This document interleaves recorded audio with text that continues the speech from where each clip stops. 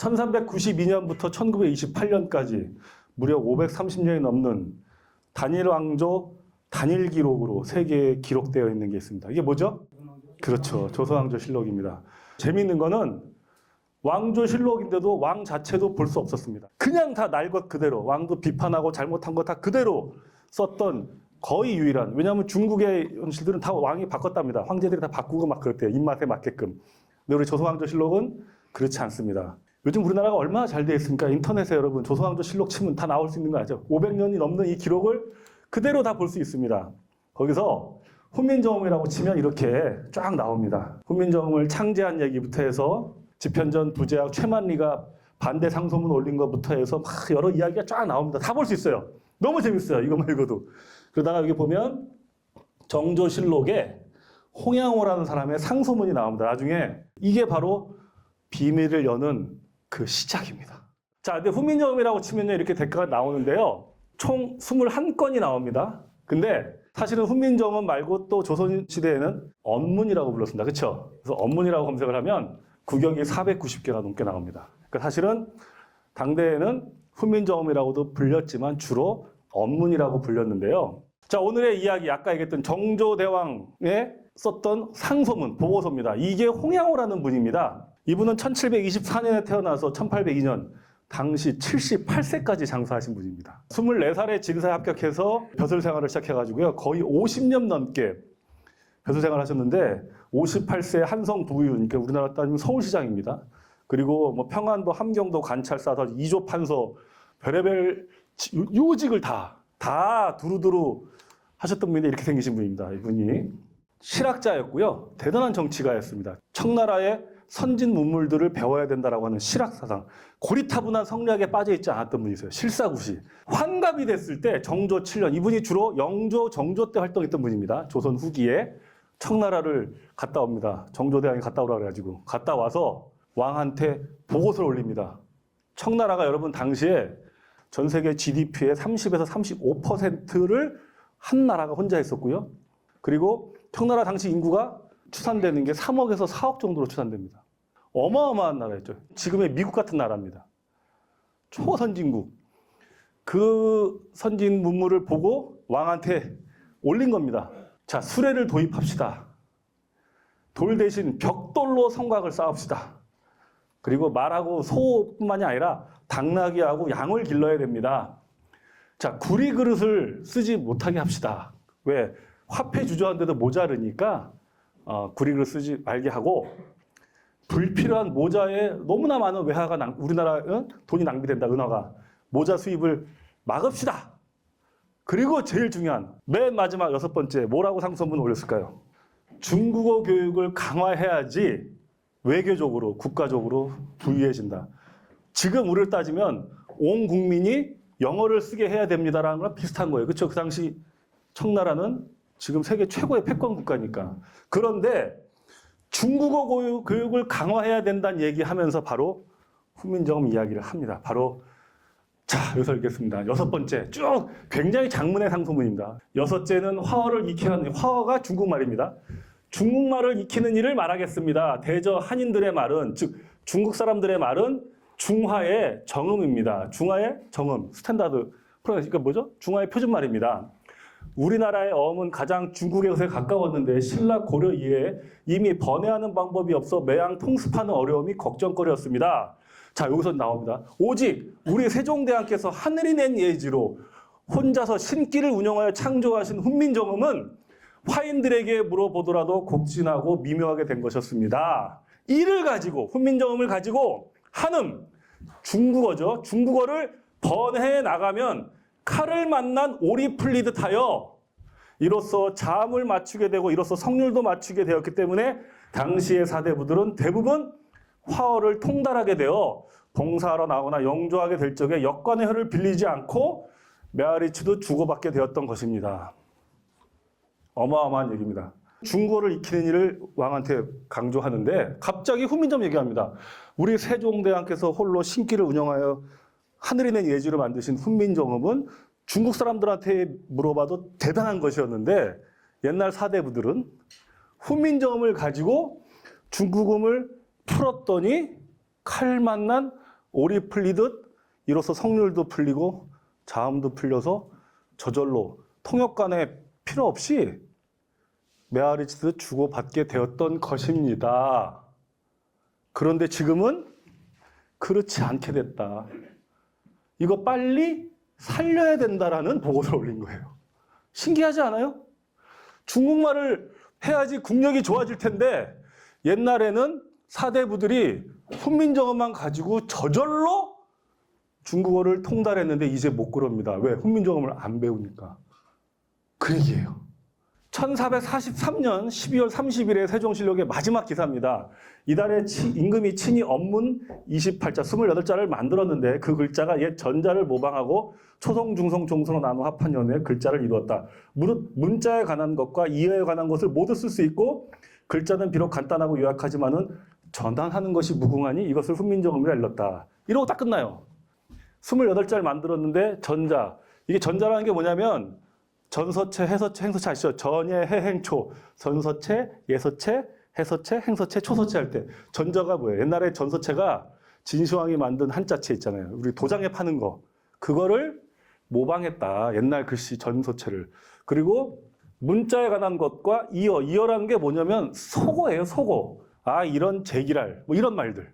제기랄 같은 거 한자로 표현할 수 없었거든? 근데 이거는 쓸 수 있다. 이런 거예요. 그리고 나서 1443년 2월 16일 날 신숙주를 비롯해서 언문으로 운해를 번역하게 하고 세종대왕의 지시예요. 세종대왕이 1443년 12월 30일 날 친히 언문을 만들었다고 하고 2달 있다가 자, 이게 누구냐면 동공이 세자입니다. 세자가 누구냐면 이제 문종입니다. 그리고 수양대군, 안평대군, 수양대군이 진양대군인데 수양대군 이름이 4번이 바뀝니다. 그러니까 자기 아들 3명한테 관장시키는데 뭘 하냐? 언문으로, 훈민정음으로 운해, 이게 중국어 사전이에요. 중국어 사전을 번역시키는 일을 합니다. 여러분, 새로 만든 한글로 훈민정음으로 방대한 사전을 번역시키는 일을 신숙주를 비롯한 최고의 학자들한테 시키면서 왕자 3명을 맡긴 거야. 그러니까 나흘 딱 있다가 이 소식을 전해들은 집현전, 부재학, 최만리 등이 7명이 들고 일어서는 거야. 7명이. 최만리가 총대를 매요. 불가합니다. 이게 지금 무슨 난리입니까? 왕이시여. 훈민정음 제작에 부당함을 올리는 상소문. 여러분 다 들어봤을 겁니다. 그 상소문이 어마어마한 명문장입니다. 아주 논리적이고 명문장이에요.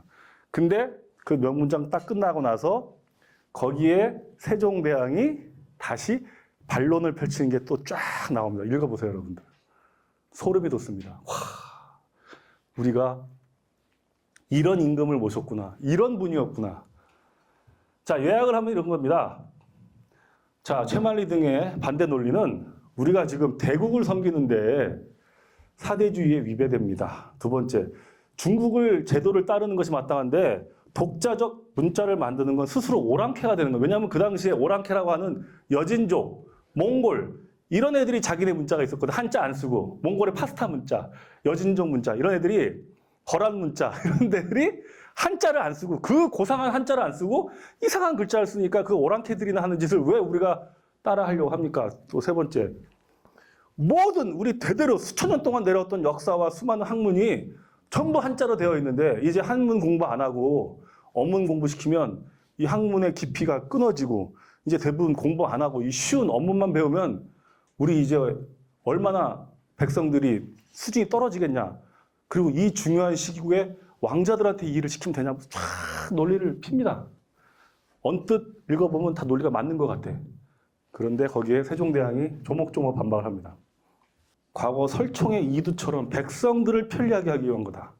그리고 이거는 혼란스러운 운서, 발음을 잡아야 되는 매우 학문적으로 중요한 거고 어리석은 백성도 쉽게 글을 깨우쳐서 효자, 충신이 나오게 하기 위해서는 이게 필요하다 하면서 여러분 잘 아시는 얘기입니다. 7명을 그 자리에서 영창 보냅니다.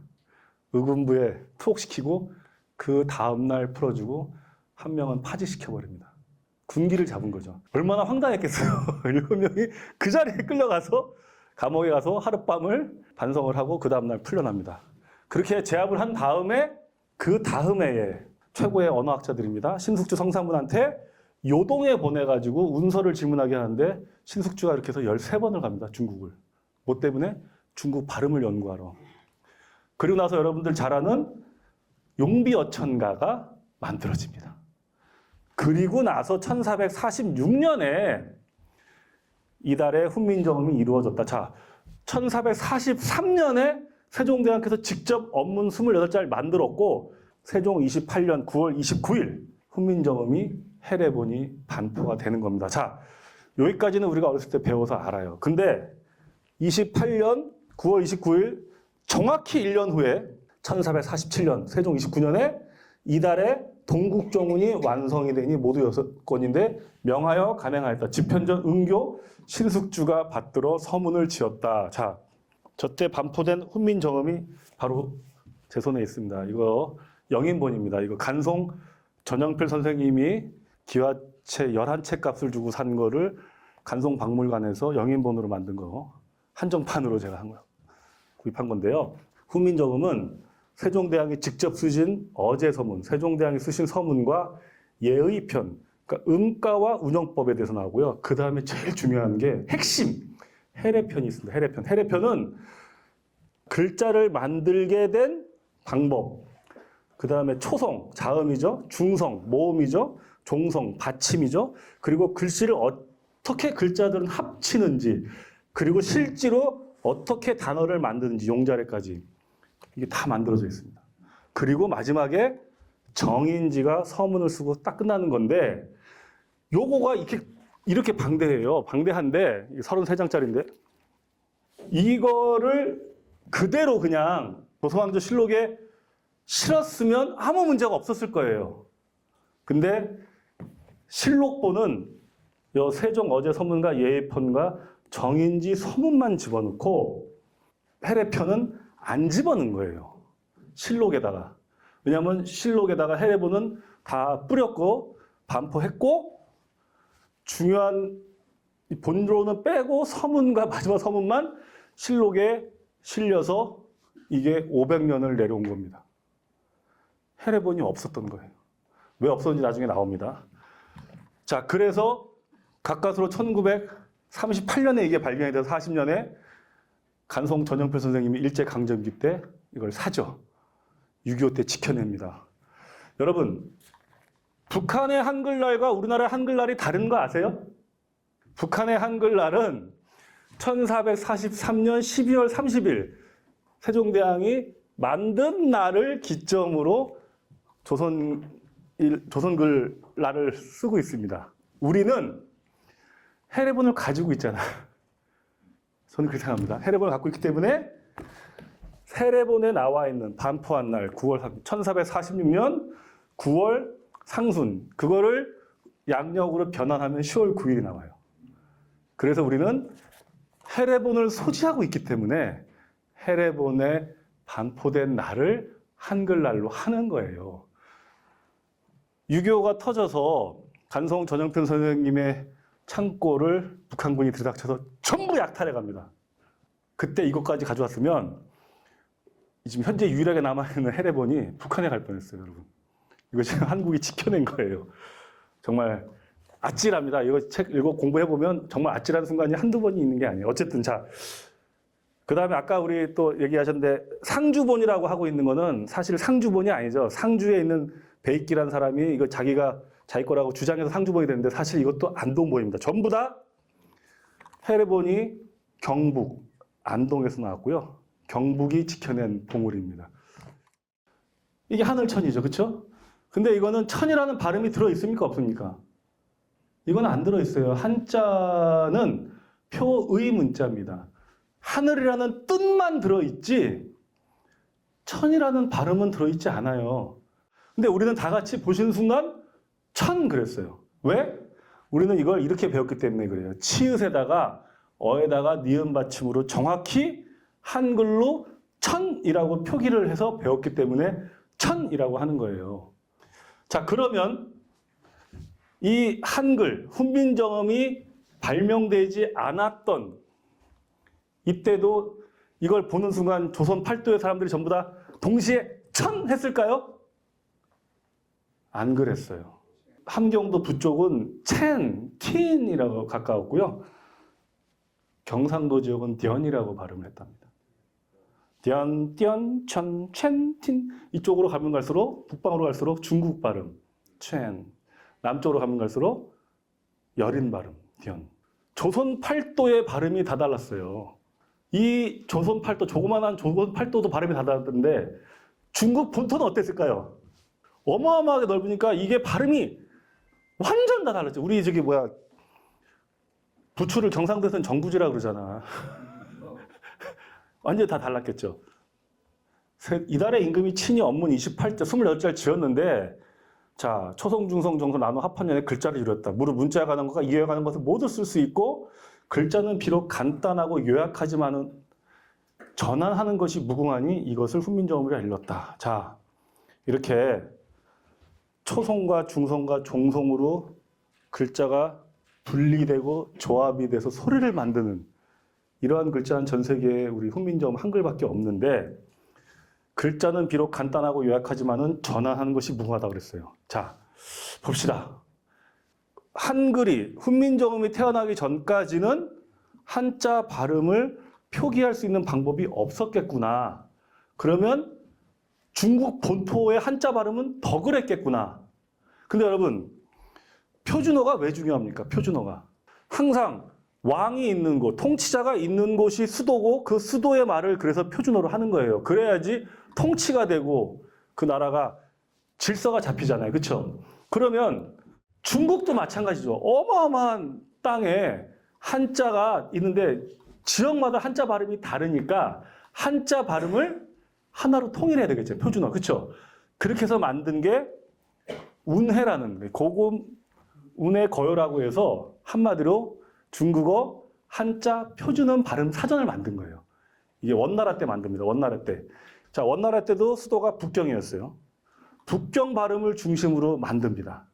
근데 이거 가지고 또 계속 시대가 변천하니까 명나라 때 홍무정운이라고 홍무정운이라고 마찬가지 중국에서 한자 발음을 표준어로 음을 맞추기 위해서 이제 이걸 만든 거예요. 이게 뭐다?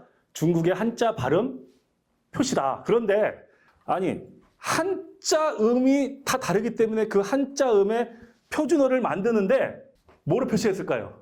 한자 음의 발음을 바로잡기 위해서 다시 한자 음으로 씁니다. 이런 멍청한 짓이 있습니까? 무슨 얘기냐면 예를 들어서 이게 동력 동자입니다.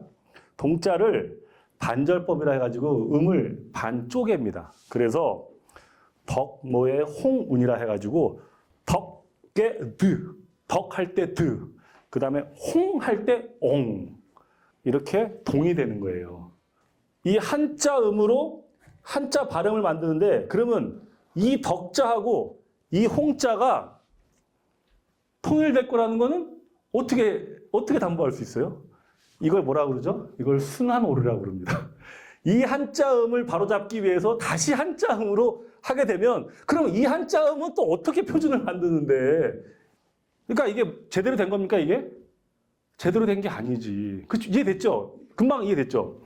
그래서 우리는 세종대왕이 자 중국의 표준 발음이 홍무정운이라면 우리나라의 한자음 표준 발음을 만들자. 뭐로? 훈민정음으로. 그래서 바로 훈민정음 반포하자마자 신숙주를 비롯한 학자들을 시킵니다. 저는 제가 봤을 때 1년 안에 하라고 했던 것 같아. 정확히 1년 후에 완성이 됩니다. 너무 신기하지 않아요? 정확히 1년. 그래서 동국정운을 합니다. 여러분 동국이 어디예요? 동국이. 동국이 우리나라잖아. 조선왕조실록에도 중국이란 말이 중국 많이 나옵니다. 사람들이 중국이라고 불렀어요. 가운데 있는 나라에서 중국이라고 불렀고 우리를 동국이라고 불렀어요. 댓글에 야 중국이 언제 시작됐는데 그 당시에 중국이란 말이 어디 있었냐 그랬거든요. 실록을 안 봐서 그러는 거야. 실록을 보면 중국이란 말이 많이 나옵니다. 왕조가 계속 바뀌어. 명으로, 청으로, 원으로, 뭐 송나라로 계속 바뀌지만 가운데 있는 나라에서 중국이라고 불렀고 우리는 동쪽에 있는 나라에서 동국이라고 불렀어요. 그렇기 때문에 동국 여지슬람 이런 말 쓰잖아. 그러니까 그러면 동국 정운은 뭐다? 우리나라의 정운 표준 발음인데 지금까지 한자의 표준 발음을 전부 다 한자로다가 반절법으로 쓰던 거에서 인류 역사상 최초로 이 한자음의 표준 발음을 새로 만든 훈민정음이라고 하는 새로운 표현 문자로 음을 단 세계 최초의 책입니다. 그래서 이게 언어학자들 사이에서는 동국정운을 세계 최고의 언어학 책으로 손꼽고 있습니다. 이렇게 한자의 발음을 딱딱딱 정확히 극자, 네? 쭉 나오죠. 군자 나옵니다. 이렇게 나오거든요. 그래서 이 서문을 신숙주가 씁니다. 대저 음이 다르고 같음이 있는 것이 아니라 사람이 다르고 같음이 있고 사람이 다르고 같음이 있는 것이 아니라 지방이 다르고 같음이 있나니 대개 지세가 다름으로써 풍습과 기질이 다르며 풍습과 기질이 다름으로 호흡하는 것이 다르니 이렇게 나옵니다. 이거 굉장한 얘기인데요. 사람의 소리라는 게 결국은 음이 다르고 같음이 있는 게 아니다. 사람 다 똑같으지. 삼시세끼 먹고 잠자고 똑같다. 사람은 다 똑같다. 중국 사람이나 일본 사람이나 우리나라 사람이나 똑같아. 똑같아. 그럼 뭐가 달라? 땅이 다른 거다. 땅이 달라서 그 땅에 맞는 소리가 나오는 거다. 그렇게 해서 중국의 발음과 우리의 발음이 다른 거는 사람이 달라서가 아니야. 우리나라 사람들 중국 가면 중국말 똑같이 하고 중국 사람들이 우리나라 사람은 우리나라 말 태어나면 똑같이 우리나라 말 하잖아요. 그 땅에서 그렇게 만든다는 얘기를 신숙주가 동국정운 서문에 합니다. 자, 여기서 중국의 표준어는 그러면 뭐다? 홍무정운이다. 여기에 반해서 야, 이거는 중국식 표준 발음이고 우리나라식 한자의 표준 발음을 만들자 빨리. 세종대왕이 동국정운을 만들었습니다. 훈민정음 만들자마자 바로 이 프로젝트를 하는데 왜 이 해례본이 중요하냐면요. 이 해례본의 제자해가 발견됨으로써 1940년에 그리고 이게 간송 전엽필 선생님이 해방 이후에 광복 이후에 이 책을 공개했기 때문에 수많은 이제 국문학자들이 국어학자들이 깨닫게 된 거예요. 그전에 몰랐어요. 이거를 몽골의 파스파 문자를 베낀 거다. 창틀을 보고 베낀 거다. 여러분 어렸을 때 다 그렇게 배웠을 겁니다. 그런 줄 알았던 거야. 그쵸? 그게 아니야. 동양 사상을 집대성하는 음양오행 들어보셨을 겁니다. 그쵸? 목화토금수. 그러면 이 사람도 결국은 소리도 결국은 우주 속에 있는 건데 사람의 목소리도 야, 가! 이런 것도 결국은 우주 속에 이 소리가 우주에 포함된 거라는 거죠. 그렇죠? 근데 이 우주는 음과 양이 있고 목화토금수로 이루어져 있는데 사람의 목소리도 결국은 음양 모양에서 벗어나지 않다. 그러면 사람의 소리가 나는 게 결국은 입안에서 나는 소리잖아요. 목, 나무 소리가 있고 화, 불 소리가 있고 토, 흙 소리가 있고 수, 물 소리가 있고 금, 쇠 소리가 있다. 입 모양을 본뜬 거고 치음은 이빨 모양을 본뜬 거고 후음은 목구멍 모양을 본뜬 거고 아음은 혀뿌리가 목구멍을 막는 모양을 본뜬 거다라고 제자해에 밝혀짐으로써 아 대박! 이게 아설순치유가 뭡니까? 어금니, 혀, 입술, 이 그리고 목구멍이 목, 화, 토, 금, 수 음과 양 이렇게 만들어진 거죠. 목, 어금니는 나무, 화. 이게 혀는 뭡니까? 계속 혀가 움직이죠. 여러분 불이 멈춰 있는 거 봤어요? 혀가 가만히 있지 않잖아. 혀는 불이야. 그 다음에 치, 이빨. 이는 뭐죠? 우리가 물고 뜯잖아요. 쇠 도끼잖아. 쇠 소리죠. 여러분 이빨로 낸 소리 한번 볼게요. 이로 낸 소리. 스, 즈, 치, 스즈, 치. 이게 금 소리 같지 않아요? 쇠 소리 같지 않아요? 그쵸? 그 다음에 무, 브, 프. 이게 입술 소리야. 무, 브, 프는 입술에서 나는 소리야. 입에서 나는 소리지 무, 브, 프를 낼 수가 없어. 모아졌다 감졌다 모아졌다. 흙이 그렇잖아. 흙이. 모아졌다가 흘렸다 흙. 그 다음에 목구멍에서 나는 소리인데 목구멍은 동그랗죠. 목구멍이. 그래서 이응이야. 젖어있죠. 항상 젖어있죠. 뭐예요? 물, 수, 목화토금수. 그 다음에 천지인으로 하늘, 사람, 땅. 천지인으로 모음을 양성모음 아야, 어여, 오요, 우유 만들었죠. 전 세계 유일한 글자입니다. 사람의 발음기관을 음양오행으로 풀어서 천지인으로 하늘과 땅과 사람으로 모음을 만든 글자, 전 세계 유일한 글자. 자, 그렇게 해서 세종대왕이 처음에 8자를 만들어 했는데 오늘날 한글이 몇 글자죠? 그렇죠. 4개가 없어진 거야. 어떻게 없어졌죠?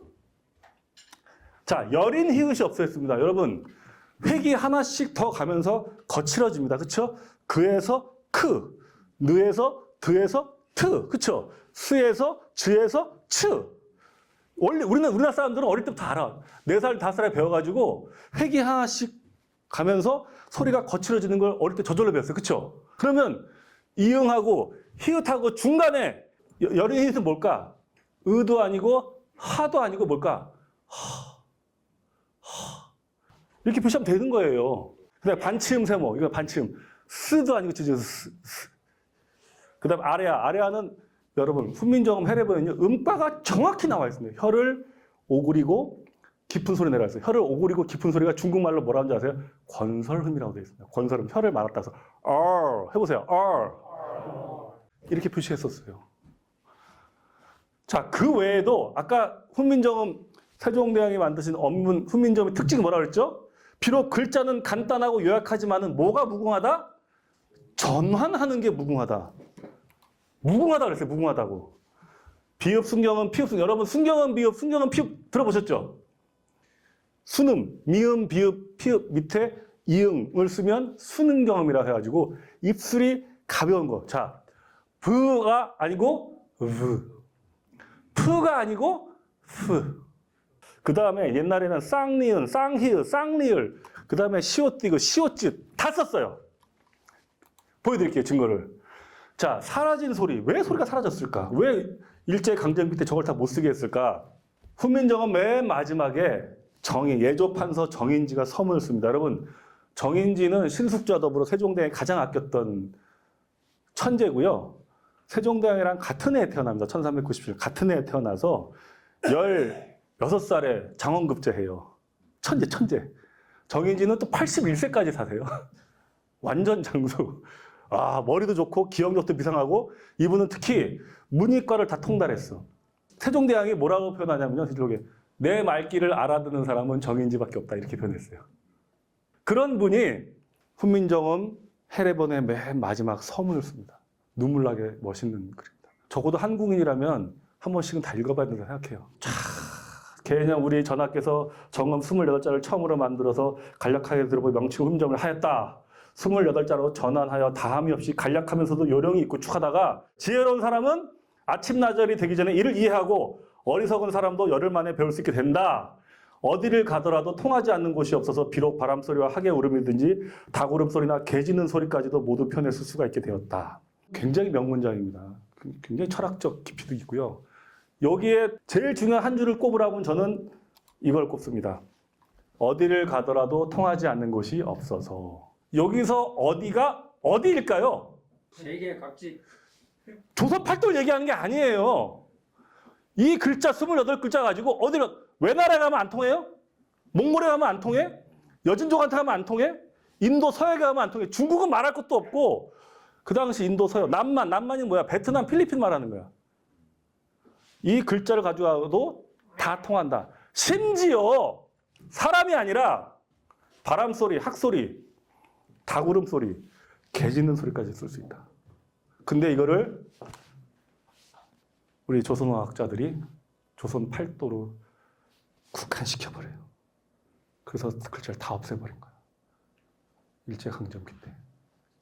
아까 해례본에는 각 음가를 어떻게 발음하는지까지 정확히 나와 있어요. 틀릴 수가 없어. 이거 다 들어보셨을 거예요. 나란 말씀이 중국에 달아 문자로 서로 사막대 아니라 이런 전차로 어린 백성이 늘고 잘 빼있어 쭉 하다가 자 사람마다 해이어 쌍이응 써 쌍이응. 자 여러분 눈 감고 들어보세요. 이모 발음이 같아요? 옛날에 표시할 수 있었어요 없었어요? 있었네.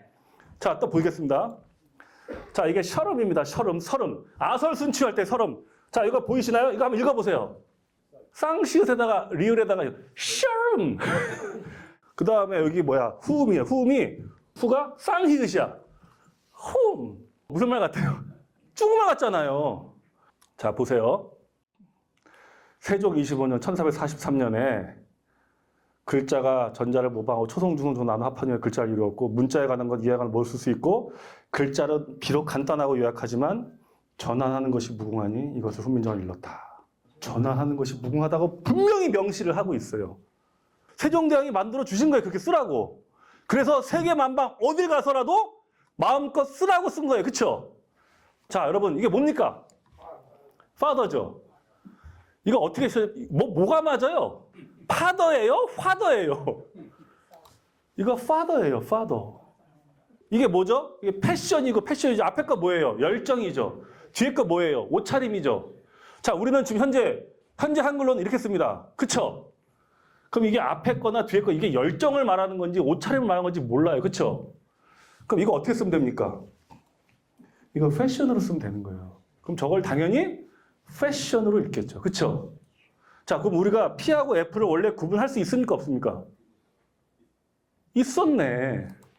자, 베이비하고 빅토리입니다. 이거 우리 똑같이 그냥 비읍으로 씁니다. 그쵸?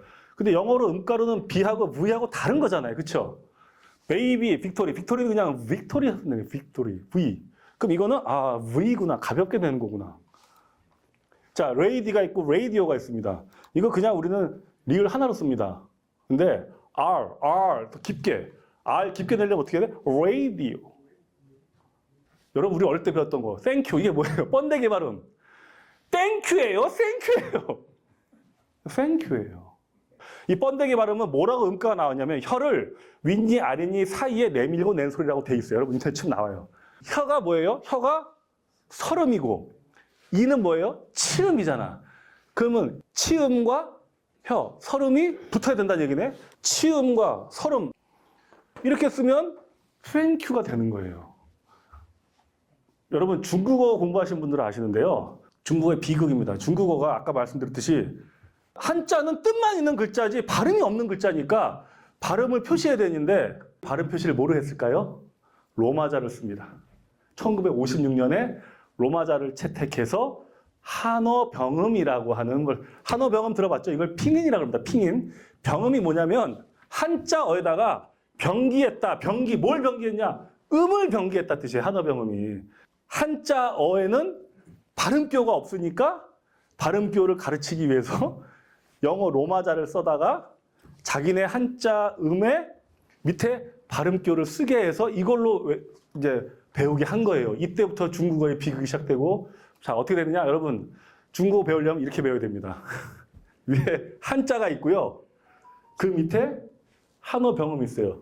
근데 여러분, 공부하신 분도 알지만 저 한어병음이 영어 발음 기호랑 같을까요? 틀릴까요? 틀려요. 영어시로 읽으면 안 돼. 다시 배워야 돼.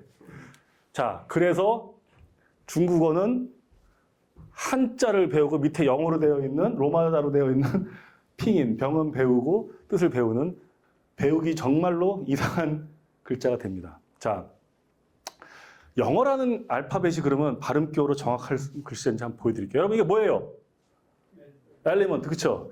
이가 3개가 있습니다. 앞에 이는 에고, 두 번째 이는 이로 발음이 되고, 세 번째 이는 어로 발음됩니다. 이가 그때 달라요, 발음이. 그쵸? 자, CH입니다. 똑같이 CHA로 나오는데, 요럴 때는 K요 쓰고, 요럴 때는 차밍이래. 자, 뭐예요? 영어는 발음이 그때 달라요. 자, 여러분, G입니다. 앞에 G는 G고, 뒤에 G는 구라피고, 이거는 굿이고. 자, K도 이럴 때는 카인드인데, 이럴 때는 묵음이고. 그래서 영어 알파벳은 발음기호가 다 다르기 때문에요. 신학기에 외국 사람들, 영어 꺼내는 사람들은 출석 부를 때 한 번에 못 불러요. 이렇게 발음을 이렇게 물어봐. 걔가 뭐라고 이렇게 대답을 해줘야 돼. 그렇다니까요. 표준 발음이 없어. 그때 다 다르니까. 그래서 여러분, 이제 한어병음입니다. 이게 중국어. 얘네들은 이 수많은 한자를 이 병음으로 표시하게 되는데, 그렇게 해서 낼 수 있는 발음의 숫자가 산술적으로 몇 개가 나오는지 아세요? 410개가 나옵니다. 자, 일본어는 50음도라고 들어보셨죠? 일본어 발음이 몇 개일까요? 300개밖에 안 돼요. 300개. 그러니까 일본 애들이 발음이 그 모양인 거예요. 자, 그거 좋아할 게 아니야. 우리는 산술적으로 초성, 중성, 종성으로 현재 사라진 네 글자를 제반 24글자만 가지고 초성과 모음과 복모음과 받침까지 다 낼 수 있잖아요. 그렇죠? 그럼 우리가 산술적으로 발음이 몇 개인지 아세요? 11,170개가 발음이 된다고 그래요. 중국은 한어병음 400개밖에 발음을 못하는데도 중국은 P하고 F를 구분합니다. L하고 R도 구분을 합니다. 우리는 11,000개를 발음할 수 있는 24개 글자 가지고 아까 P하고 F 구분 발음합니까? 못합니까? 못하잖아요. 번데기 발음도 발음을 못하잖아요. 저는 세종대왕이 지금 이거 보고 있으면 야, 니네 왜 그러고 있냐? 지금 거의 100년 가까이? 답답해 하실 것 같아. 이게 만약에 지금 사라진 글자들 듣잖아요? 대략 해도 4,000개 이상, 사실은 더 많이 낼 수 있습니다. 아까 시옷디귿이라든지 번데기 발음까지 다 쓰고 전환이 무궁하게 되면요. 표현하지 못할 발음이 없게 돼요. 이게 그 아하편이라고 하는 조선시대 최고의 어학교재 중에 하나입니다. 이게 지석영 선생이 아하편이라고 우리나라 천자문이 너무 오래된 거니까 25% 이상은 안 쓰는 글자여가지고 그러니까 정약용 선생이 만든 아하편에 지석영 선생이 100년 후에 전영규라는 사람한테 시켜서 한자에다가 일본 발음과 영어까지 다 해가지고 만든 영어 교재를 만드는데 이게 조선시대 영어 교재예요. 이게 히트를 칩니다. father, 피읍 순경음 쓰죠. 그렇죠? 피읍 순경음 쓰고 시옷 비오트 쓰고 비읍 순경음 쓰죠. 지금보다 영어 발음을 더 정확히 썼어요. 조선시대 때. 그래서 조선시대 때 우리나라 사람들 영어 발음이 훨씬 좋았습니다. 그거는 수많은 그 당시 영어 선생님들의 기록에 그렇게 나와 있어요.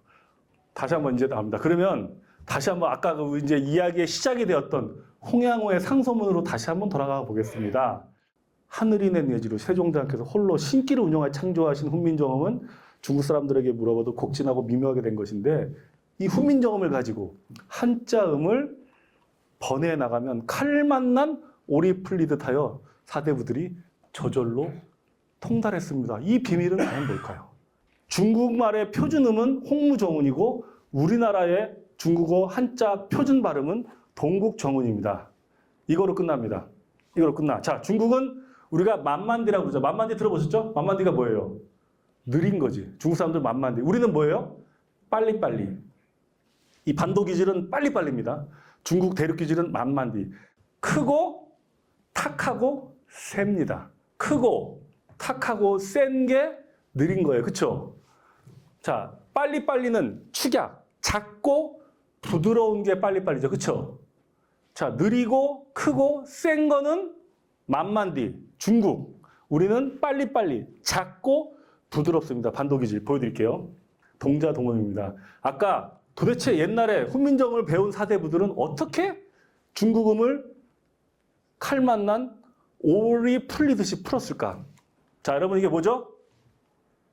주. 한자로 주주주주. 이거 다 중국 발음 주, 우리도 주입니다. 같은 발음입니다. 주주. 자, 이게 뭐죠? 민주. 중국말도 발음을 민주, 우리나라도 이거 어떻게 읽습니까? 민주. 인용. 우리나라 말로 인용, 중국말로도 그냥 인용이에요. 인용으로 읽어요. 자, 이게 뭡니까? 신용이죠. 우리나라도 발음이 신용, 중국말도 신용. 이게 뭐예요? 이동이죠. 우리 이동하자 할 때 이동. 중국말도 이동, 우리도 이동. 억양만 좀 써요. 이동 아시네요. 자, 이게 농민, 그대로 농민이에요. 차이가 있다 없다 할 때 차이 그대로 차이예요. 자, 이왕, 중국말 이왕이에요. 이게 관광입니다. 그렇죠? 중국말로 관광이 뭐예요? 관광이에요, 관광. 이게 다 화, 그대로 다 중국말로 발음. 탕, 중국말도 탕, 우리도 탕. 정리, 장관, 주민, 신춘 다 중국말. 동자동음이 50%가 똑같습니다. 중국 한자랑 우리 한자랑 반절은 먹고 들어갑니다. 자음 법칙입니다. 중국어는 아까 뭐라고 했죠? 만만디. 탁하고 세다고 그랬죠. 그게 느리다 그랬죠. 느린 건 크고 탁하고 센 거죠. 자, 신숙주에 나옵니다. 자, 그러면 뭐냐면 그보다 탁한 건 뭐죠? 크나 끄가 탁하고 센 거잖아. 드는 드보다 탁한 건 트나 뜨지. 브는 탁한 건 뭐예요? 프나 뿌. 스는 쯔나 스. 우리의 자음에서 한 단계씩만 세게 발음하면 뭐가 됩니까? 중국어 발음 자음이 됩니다. 자, 거센 소리로 바뀝니다. 자, 볼게요. 근데 이게 해례본에 나옵니다. 해례본에. 뭐라고 나오는지 아세요? 해례본에? 초성은 땅의 일이다.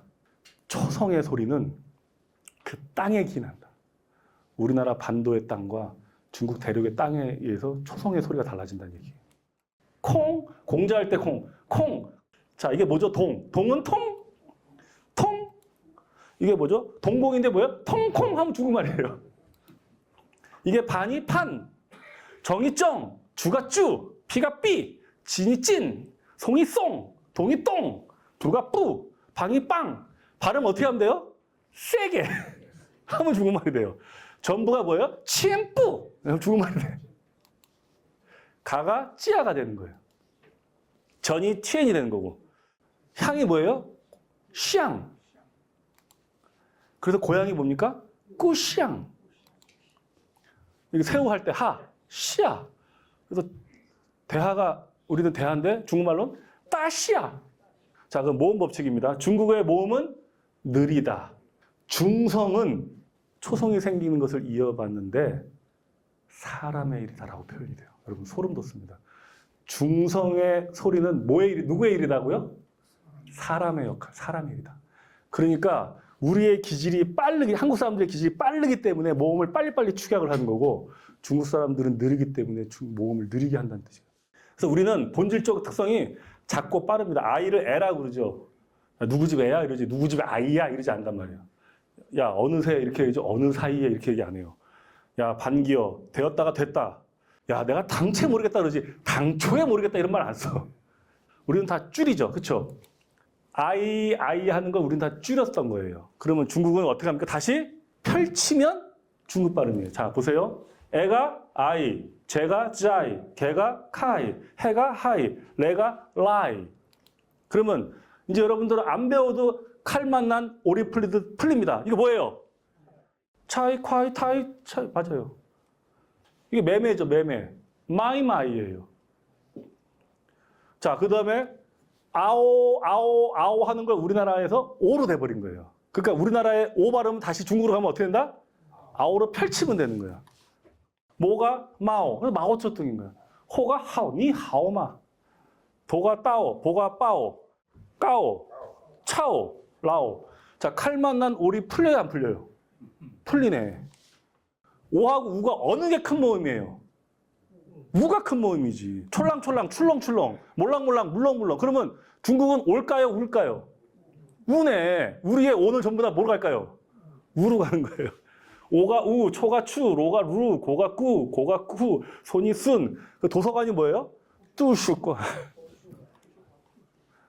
자, 그 다음에 여는 전부 다 이로 갑니다. 여러분, 북한이 우리보다는 중국말에 가깝죠. 중국 사람들이 북한 사람들이 평양 뭐라 해요? 우리 피양 사람들을 이렇게 얘기하죠. 그게 중국말이에요. 여가 이로 갑니다. 환영이 환인, 명동이 민경, 명천이 민티엔, 평화가 핑허, 명일이 명령이 밍링 이렇게 됩니다. 이거 같은 게 전부 경자입니다. 그가 어떻게 한다 그랬죠? 끄로 간다 그랬죠. 여가 이로 간다 그랬죠. 그러면 전부 경으로 되어 있는 글자는 다 뭐로 발음하면 돼요? 찡 하면 되는 거예요. 그래서 베이징, 난찡인 거예요. 북경된 게. 그 다음에 아가 으. 자, 여러분 아하고 으 중에 어느 게 큰 모음이에요? 으가 큰 모음이지. 살금살금, 슬금슬금. 슬금슬금이 어둡고 크잖아요. 그렇죠? 그러면 자, 우리의 아가 또 어떤 건 으로 갑니다. 자, 사가 다 뭐로 갔어요? 스로 간 거예요. 스. 사지가 아니라 스지. 전부 다 스로 갑니다. 그 다음에 흐가 이로 갑니다. 이거 흐의 법칙이라고 제가 표현했는데 이게 이거 전부 다 이 모음으로 가버려 그냥. 마지막 종성. 종성은요. 중국어에는 종성, 받침이 니은하고 이응밖에 없습니다. 우리는 받침이 되게 많잖아요. 왜 그랬을까? 여러분, 중국은 인종이 많아요, 안 많아요? 55개 종족이 있습니다. 그리고 계속해서 왕조가 바뀌면서 오랑캐들이 중국을 다스렸죠. 그렇죠? 몽골 애들이 원나라 만들고 여진족 애들이 청나라 다스리고 한국 사람, 몽골 사람, 일본 사람, 중국 사람이랑 같이 이렇게 많이 산다고, 한 동네 산다고 합시다. 한 30년 같이 살면 서로 자기들, 그 나라 사람들 중에 발음이 어려운 것들은 점점 안 써요. 안 쓰게 되죠. 자, 종성이 받침이에요. 마지막에 엔딩 치는 발음인데 수많은 종족들이 중국에 섞여 살다 보니까 서로 발음이 안 되는 것들은 다 채로 걸르듯이 걸러집니다. 그러면 뭐만 남느냐? 니은하고 이응밖에 안 남아요. 근데 이게 해례본에 나옵니다. 오행 중에 물과 불이 으뜸이 된다. 물소리가 뭐죠? 흐, 그래서 엄마 물소리죠. 그 다음에 혀소리. 응. 받침이 뭐만 남는다 그래서 이응하고 니은만 남게 되는 거예요. 그게 이미 해례본에서 다 적어놨어요. 그러니까 중국은 발음이 니은하고 이응을 제외한 나머지 받침이 다 없습니다. 이게 출발이죠. 우리는 출발을 되는데 얘들은 추파 그래요. 리을 발음 못해요. 이 얼사스 얘들이 일 발음이 안 되기 때문에 이 그러는 거예요. 하는 건 이게 지 리을 받침이 아니에요. 류, 치, 빠 필수가 피쉬 경찰의 찡차 역사가 그래서 리스 미음 받침은 전부 다 뭐로 바뀝니까? 니은으로 가는 거예요. 리미, 리엔, 남이, 난. 그 다음에 마지막에 니은 받침은 우리나라의 한자의 니은 받침은 이엔 하면 전부 다 중국 발음이 됩니다. 그래서 변이 삐엔, 간이 찐, 면이 미엔, 그래서 짜장미엔인 거예요. 짜장미엔. 전이 티엔, 편이 피엔, 전이 치엔, 우리나라의 미음 받침은 전부 다 이엔만 해주면 전부 다 뭐가 돼요? 중국 발음이 돼버려요. 이제 홍양호의 상소문이 이해가 되십니까?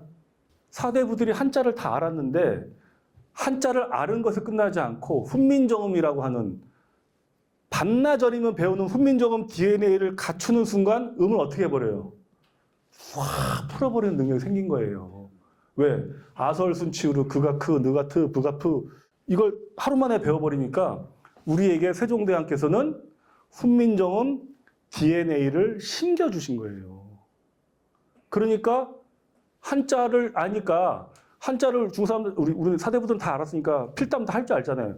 문법을 다 하니까 한자를 훈민정음을 공부하고 나니까 이걸 가지고 푸는 거야. 그러니까 서로 역관의 혀를 빌리지 않고 서로 메아리 추구하면서 했던 거예요. 이제 이해가 됩니까? 그런데 한글을 안 배우면 어떻게 될까요? 훈민정음 DNA가 없는 거지. 한글을 안 배우면 반나절이면 배우는데 근데 사대부들이 어느 순간부터 훈민정음 배웠어요? 안 배웠어요? 안 배웠어요. 암클이라고 안 배웠단 말이야. 그러니까 아까 홍양호가 이 얘기를 하는 거예요. 홍양호가 지금 이 모양이 됐다. 옛날 저 당시에는 천재들이어서 중국말 통달한 게 아니었어요. 이게 훈민정음의 DNA입니다. 우리가 스승의 날이 언제죠? 왜 5월 15일이에요? 맞습니다. 세종대왕이 1397년 양력으로 5월 15일 태어나셨어요. 그래서 우리가 세종대왕의 탄신일을 스승의 날로 섬기는 겁니다. 세종대왕께서 우리에게 한글을 주신 이 한글 DNA가 어마어마한 유산인데 1443년에 세종대왕께서 직접 창제하시고 40년에 반포했는데 반포한 다음에 세종대왕의 훈민정음은 환갑을 못 만납니다. 연산군 때 참 연산군이 진짜 나쁜 왕이었어요. 훈민정음 못 쓰게 합니다.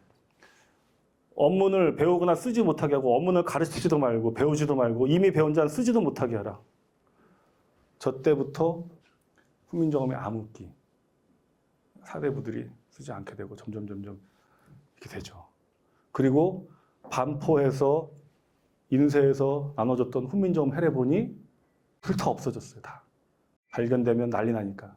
그리고 1910년에 한일 합방을 당하죠. 일제강점기 때 우리는 일본어를 배우게 되죠. 그 45년에 해방이 되고 미군 통치했다가 어수선하게 정부 수립한 다음에 6.25 동족 상잔의 비극, 전쟁을 겪죠. 500년 만에 해례본이 발견이 됩니다. 이게 에스놀로그라고 하는 세계 언어 보고서인데요. 전 세계에 언어라고 하는 게 몇천 개가 되는 줄 아세요? 7,000개입니다. 7,000개. 이건 수어라든지 방언이라든지 제주어도 따로 표기가 됩니다. 제주 방언도. 그 중에서 국어의 지위, 국어.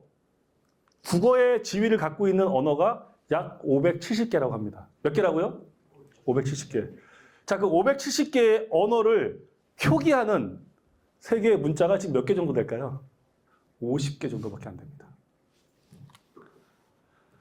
여러분, 서령 문자, 이집트 문자부터 쭉 문자 만들어집니다. 뭐 베트남의 쭈놈 문자, 일본의 뭐 가타카나 다 만들어지는데 대부분 페니키아로 시작된 게 그리스 문자, 라틴 문자로 오늘날 영어, 프랑스, 스페인 다 이거죠. 아랍 문자 있고 크릴 문자 있고 인도 문자들이 있습니다. 인류 역사상 맨 마지막에 만들어지면서 가장 과학적으로 만들어진 글자가 뭡니까? 그게 한글입니다. 한글이 1443년 인류 역사상 맨 마지막에 만들어지면서 그 이후로 만들어진 글자가 없어요. 그리고 이 글자만이 전 세계에서 유일하게 누가 왜 어떻게 만들었는지 원리까지 나오고요. 음양오행, 우주의 원리에 입각해서 사람의 소리를 우주의 원리에 맞게끔 만들었고 이 글자는 한국인을 위한 글자예요? 아니면 전 세계인을 위한 글자입니까? 전 세계인을 위한 글자예요. 아까 증명이 됐잖아요. 그렇죠? 세계 천재 정인지가 그렇게 썼잖아요. 근데 우리는 이거를 지금 한글 조선 8도에 가다 놓고서 시옷디귿도 못 쓰고 피읍 순경음도 안 쓰고 비읍 순경음도 안 쓰고 쌍이음도 안 쓰고 이러고 있는 겁니다. 100년 가까이를. 여러분 이게 뭔지 아세요? 경북 안동의 광흥사라는 절입니다. 이 광흥사 바로 옆에 광산 김씨 종택이 있습니다.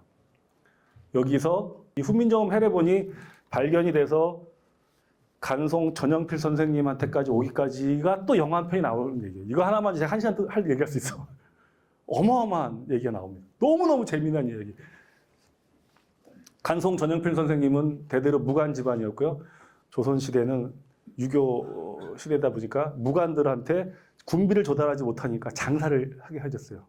그래서 이 간송 전영필 선생님 집안은 대대로 미곡상 운영하는 쌀집을 운영했던 장사꾼이에요. 장사를 해가지고 불려서 갑부가 돼요. 800만 평, 800만 평이면요. 어마어마한 4만 마진 같은 어마어마한 재벌이 됩니다. 그걸 23살에 물려받아요. 이거 가지고 이분은 뭐 했습니까? 일제강점기 때. 뭐 하셨을까요? 그렇죠. 일본으로 헐값에 팔려나가는 우리나라 보물을 지킵니다. 그리고 이분이 서점을 하나 인수해. 일본으로 팔려나가는 고문서 귀한 책들을 잡기 위해서 11년을 찾아요. 11년을. 뭐를? 해례본을. 씨가 말랐어. 근데 그게 경북에서 발견이 됩니다. 중간에 파는 사람이 1,000냥 정도 불렸어요. 1,000원, 1,000원. 1,000원이면 그 당시 기아집 한 채 값이야. 자기는 100원 받으려서 100원. 거간비요. 요즘 아파트 값이 많이 올라왔으니까 10억으로 계산할게요. 책 하나에 10억. 전현부 선생님이 거간분한테 1,000원 딱 주고 10,000원 줍니다. 10,000원. 지금 따지면 100억을 하시는 거죠. 그렇게 해서 지켜낸 게 지금 훈민정음 해례본입니다. 그럼 당신은 뭐 왜 갑자기 훈민정음 특강을 하게 되고 하느냐 하면 저의 이야기 잠깐 좀 하겠습니다. 마지막으로. 저는 지금 이제 마이플이라는 이름으로 어학 서비스 하고 있습니다. 마이플. 한 달에 10,000원 정도 내면 영어, 중국어, 일본어, 베트남어, 프랑스어, 토익까지 다 무제한으로 공부하는 국내 유일 어학 통합 구독 서비스, 어학교육계의 넷플릭스라고 하는 마이플을 서비스에서 운영하고 있고요. 제가 이렇게 우리나라에서 외국어 교육 사업을 하는 25년 동안 한국어 시장이 어마어마하게 성장했습니다. 여러분 지금 한국어가 전 세계 몇 위 언어인지 아세요? 5위에서 6위 합니다. 우리나라 경제 규모가 지금 12, 11, 12 왔다 갔다 하는데 한국어는 전 세계 몇 위라고요? 5위에서 6위입니다. 어마어마한 시장이죠. 남북한 인구를 합친 인구보다 5배 가까이 넘는 인구가 지금 한국어를 공부하겠다고 한국에 관심이 있어요. 그런데 이 한국어 시장을 지금 미국이 주도하고 있습니다. 이건 뉴스에 안 나와요. 이 한국어를 미국에 있는 어학기업들이 서비스하고 있습니다. 여러분 말이 됩니까? 재주는 곰이 부리고 돈은 왕서방이 버는 거죠. 정말 뭐 하고 있는 것인지 지금 정신 똑바로 차려야 됩니다. 그래서 저희가 만든 게 가나다라입니다. 가나다라. 한국 기업 저희가 만든 한국어 앱. 기초부터 토픽까지 다 만든 거고요. 어학교육 사업하면서 이제 한국어를 들고 전 세계로 나가는 사업을 하자. 이 위대한 한글, 위대한 훈민정음을 전 세계에 알리는 걸 한국 기업이 나서서 해야 되지 않겠냐라고 해서 만들었는데, 여러 미래학자들하고 언어학자들이 앞으로 AI 시대에 앞으로 30년, 50년 세계가 격변하는데 살아남을 언어를 꼽았습니다. 1등이 어딜까요? 영어입니다. 링구아 프랑카에서 이거는 절대로 없어지지 않는 AI 시대, 컴퓨터 시대에 이제 어마어마합니다. 그렇죠? 그 다음이 스페인어입니다. 스페인어는 여러분 나라 수로는 훨씬 더 많은, 영어보다 더 많은 나라가 스페인어 쓰는 거 알고 계시죠? 그 다음에 중국어입니다. 막강하죠. 14억 인구. 근데 중국어는 단점이 있습니다. 중국 사람 말고 쓰기 어렵고요. 배우기 어렵고 AI 시대에 너무나 뒤떨어지는 언어. 그들만의 언어. 프랑스어입니다. 프랑스어는 지금 아프리카의 많은 나라들이 전 프랑스어잖아요. 그렇죠? 아프리카의 새로운 언어. 프랑스어입니다. 그 다음에 힌디어. 전 세계 1위 인구가 어딥니까? 중국을 제치고 인도잖아요. 그 다음에 독일어입니다. 그 다음에 일본어입니다. 한국어가 이제 나옵니다. K컬처, AI 시대에 다시 재평가된 언어로 한국어가 떠오릅니다. 여러분, 우리나라에 5천만 인구 중에 300만 명이 넘게 외국인이 살고 있습니다. 알고 계시죠? 이미 우리나라는 이제 다민족 사회가 됐습니다. 300만 명이 넘는 외국인들이 우리나라에 거주하고 살고 있습니다. 그 중에서 300만 명 중에서 약 3만 명이 넘는 사람들이 인플루언서로 활동하고 있습니다. 100명 중에 1명 정도 인플루언서. 그들이 뭐냐? 인스타나 틱톡이나 유튜브에 올리면서 한국에 대해서 합니다. 중앙아시아, 러시아, 미국, 모로코부터 해가지고 스페인, 전 세계에 와서 이렇게 보면 CIS 국가부터 유럽, 동아시아 출신 대륙별로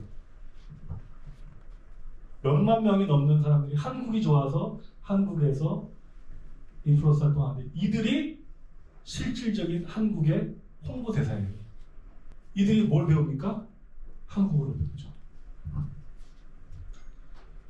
자, 과거의 프레임은요, 언어가 모국어 화자수가 많아야지 세계 언어다, 식민지 제국 언어가 살아난다는데, 이제 이 AI 시대에는 사람이 쓰기 편하고 사람이 배우고 싶은 언어가 살아난다고 합니다. 그래서 한글은 AI에 친화적인 문자고요, 저비용 글로벌 학습, 알파벳보다 체계적이면서 2주면 다 읽고 쓸 수 있게 돼 있어요. 그리고 이미 K-팝, K-드라마를 통해 가지고 배우고 싶은 언어가 한국어가 되고 있어요. 이게 바로 가장 과학적인 글자이면서 가장 많은 소리를 실제로 적을 수 있는 글자이면서 매력도가 있는 가장 배우고 싶은 언어. 무슨 얘기냐면요, 이제 우리 한글은 전 세계의 한글을 잘 팔아야 되는 그런 시대가 됐습니다. 잘 팔리는 글자, 잘 팔리는 언어가 사람들이 배우고 싶고 배우면 재밌고. 여러분, AI 시대에 사람들은 뭘 할까요? 이제 아무것도 안 배울까요? 아무것도 안 하고 시키기만 할까요? AI 시대일수록 많은 사람들이 새로운 언어 하나씩 배우면서 재밌게 AI 시대를 준비해야 되는데, 그때 가장 배우고 싶은 글자로, 잘 팔리는 글자로 우리 한글의 미래가 돼야 된다는 게 저의 이야기입니다.